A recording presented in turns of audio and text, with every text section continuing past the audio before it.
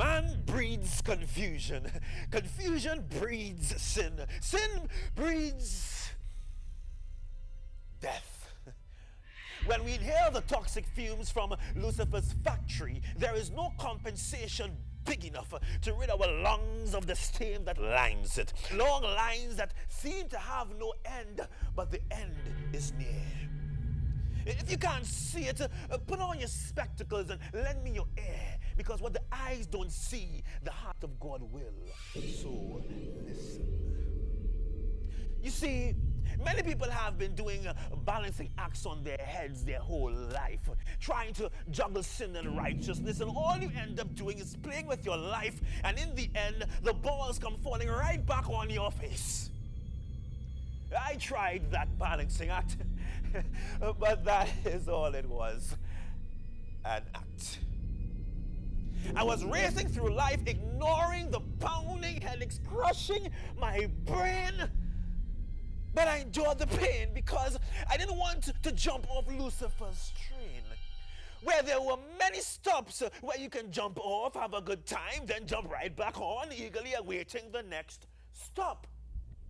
The next stop to lust, the next stop to drink, the next stop to lie.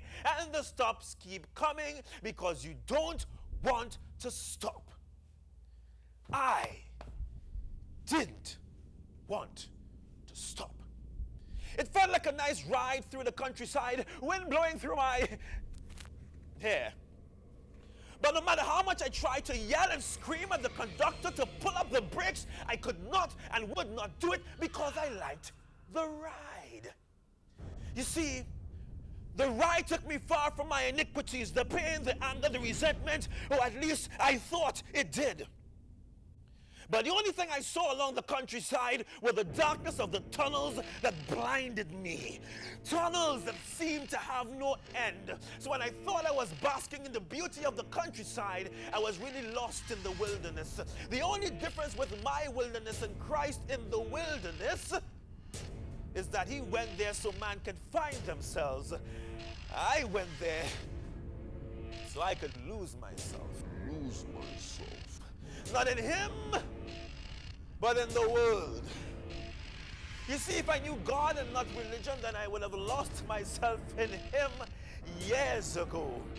But God is merciful, because the perfect sacrifice will always be the perfect sacrifice. So when I came to know Jesus Christ and his might, that he came to fight the darkness of my tunnel vision life, I opened up my eyes finally, not to the countryside, but to God's paradise. I was now filled with the Holy Spirit and not, well, the other spirits. So no longer was I lost in Forest Park, staggering like a fool, walking with a limp with Johnny on my side, kicking away my walking stick every time I tried to stand straight. No longer I had to prove my manhood by seeing the world as black and white, but red, the blood-red river that flows, of the price that was paid on the cross. No longer was I imprisoned by the lusts of the flesh, but I was set free by the bleeding flesh of the Lamb. So when you look at me on TV and see me happy as Papi, it's because my Papi loved me so much that he sent his only begotten Son to save